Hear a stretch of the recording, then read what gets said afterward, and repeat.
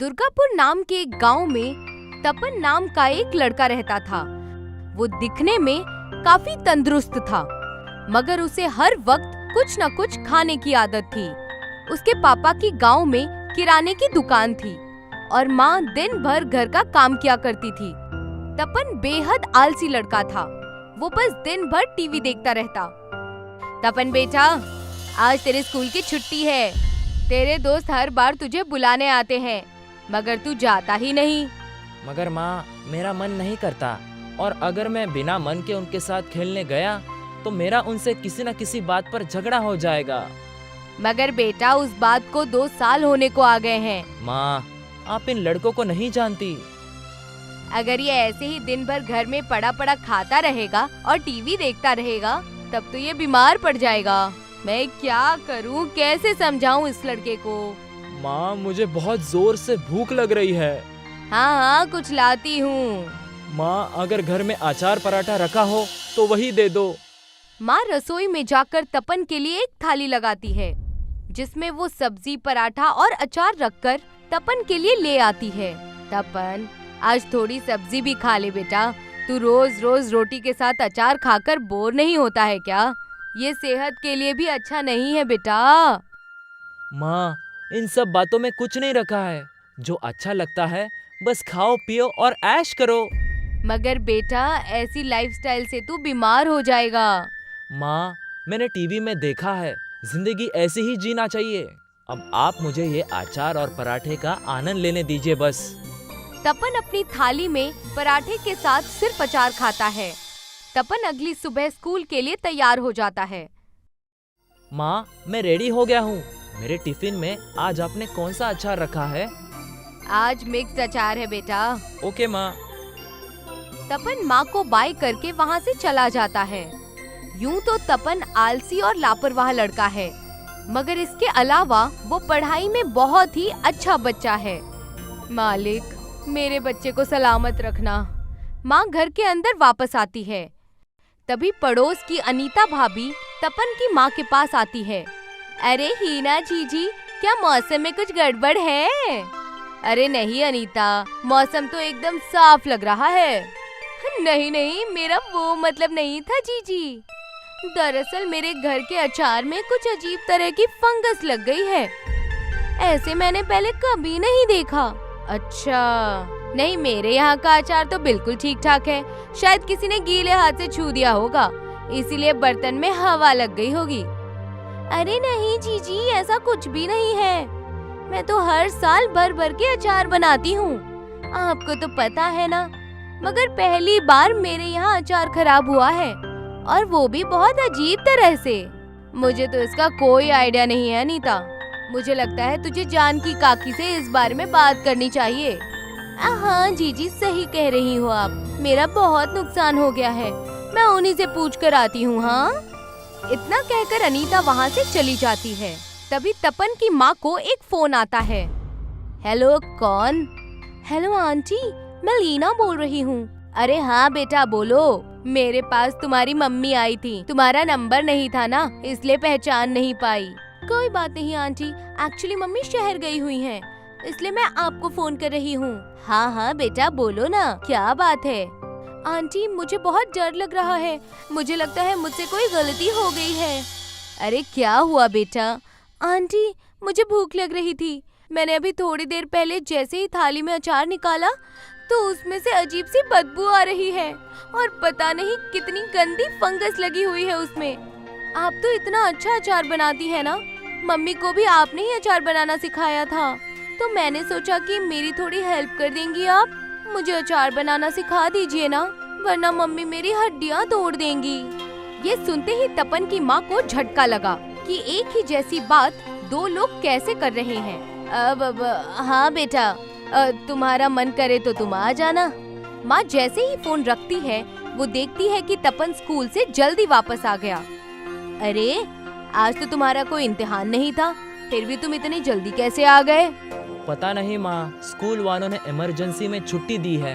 अब क्या हुआ है ये सब तो मैं नहीं जानता, बस मुझे इतना पता है कि मुझे भूख लग रही है। कपड़े बदल कर आता हूँ। आप प्लीज मुझे आज अचार के साथ एक नमकीन चावल दे दीजिए। स्कूल में कैसी इमरजेंसी आ गई है बेटा? तपन की माँ तपन से ये पूछती है कि तभी उनकी नजर बाकी स्कूल के लौट रहे बच्चों पर पड़ती है। अरे आखिर हो क्या रहा है हमारे गांव में? इतना सोचते हुए माँ रसोई घर में जाकर फटाफट नमकीन चावल बनाकर उसमें जैसे ही अचार रखने के लिए बर्तन खोलती है, उसके हाथ से बर्तन छूटकर नीचे गिर जाता है और जमीन पर अचार फैल जाता है।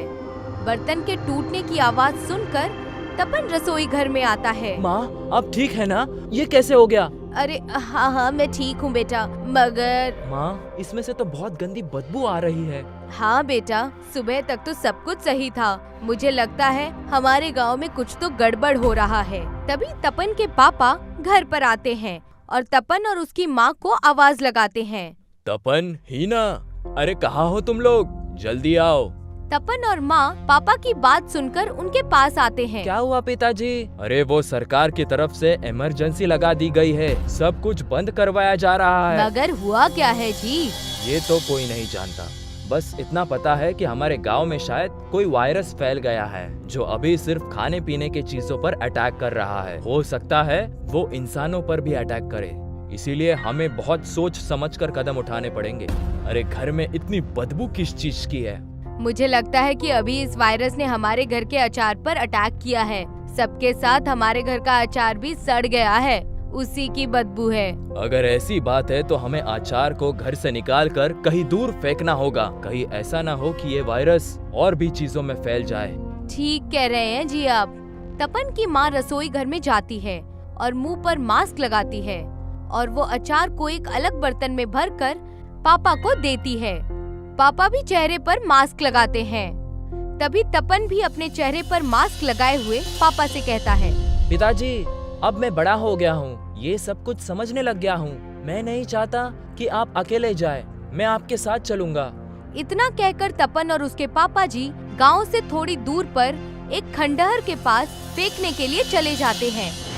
खंडहर के पास जाकर तपन और उसके पापा को जो दिखता है उससे उनके होश उड़ जाते हैं। पापा, यहाँ तो लगता है कि 2 मिनट के लिए अगर हम यहाँ रुके तो यहाँ पे जान चली जाएगी। कितनी बदबू है यहाँ। हाँ बेटा, मुझे लगता है गांव के सभी लोगों के घरों का अचार खराब हो गया है और सबने यही डाल दिया है। तपन और उसके पापा चारों ओर नजर घुमाकर देखते हैं। उन्हें हर जगह अचार का कीचड़ ही कीचड़ नजर आता है। वो भी अपने घर का अचार वहाँ डालकर वापस आ जाते हैं। पापा, मुझे अचार बहुत पसंद है। अगर ऐसा चलता रहा तो मैं कभी अचार नहीं खा पाऊंगा। नहीं बेटा, ऐसा नहीं। समय हमेशा एक जैसा नहीं होता, ये बदलता जरूर है। थोड़े ही दिन में देखना इस वायरस का पता चल जाएगा और तब इसकी दवा भी बना दी जाएगी और तुम दोबारा से अचार खा पाओगे।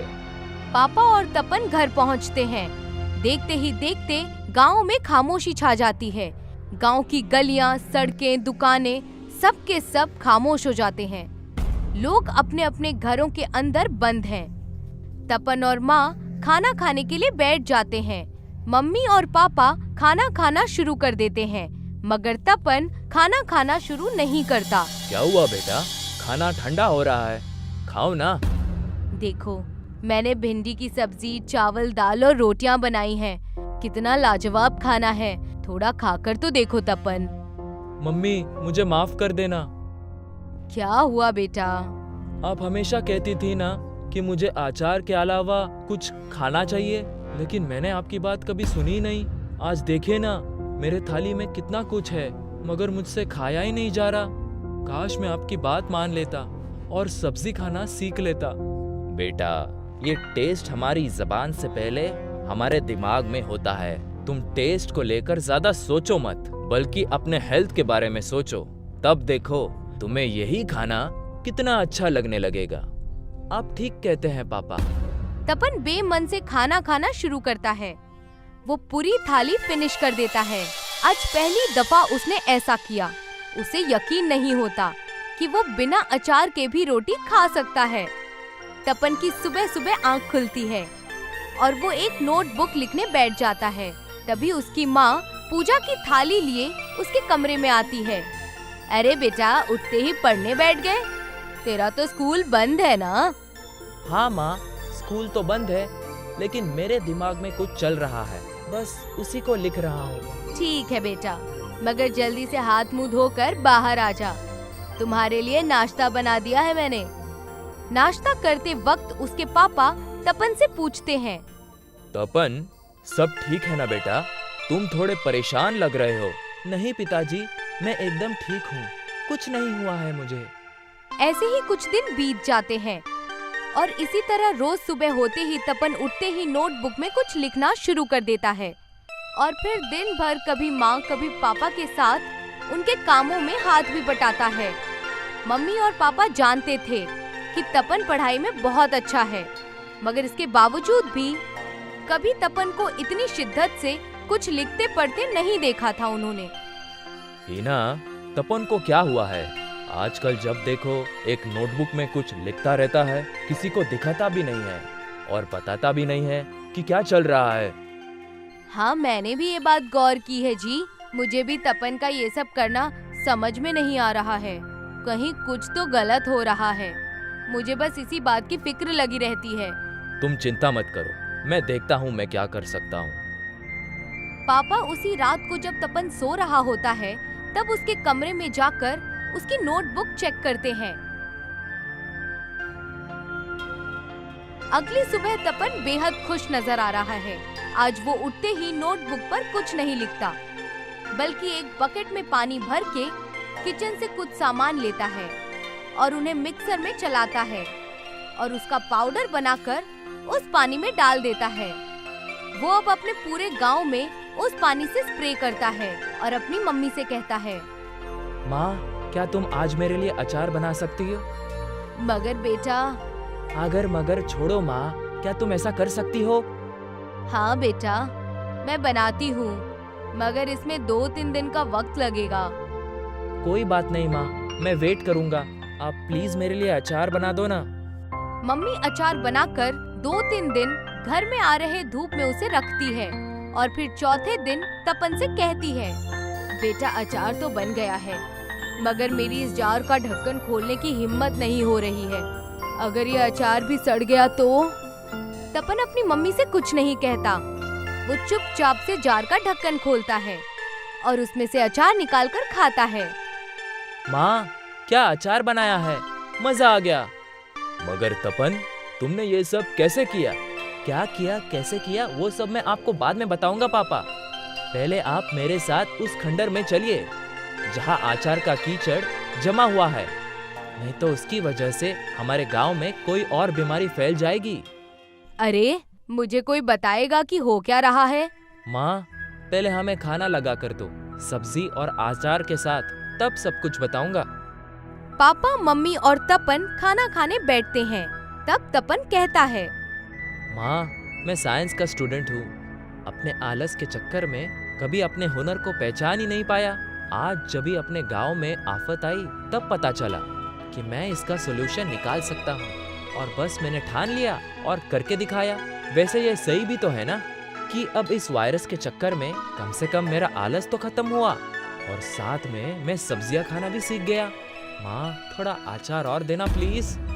मम्मी और पापा तपन की बातें सुनकर हंसते हैं।